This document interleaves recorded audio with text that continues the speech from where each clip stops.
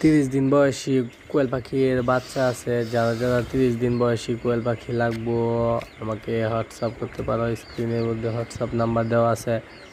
কোয়েল পাখি 30 দিনের বাচ্চা লাগলে যোগাযোগ করবেন, ঠিক আছে? দেখেন বাচ্চাগুলা কত সুন্দর, কত সুন্দর নাদুস নুদুস করে। বাচ্চাগুলা খুব ভালো, এক গ্রেডের বাচ্চা। যা যা লাগবো নিতে পারবেন।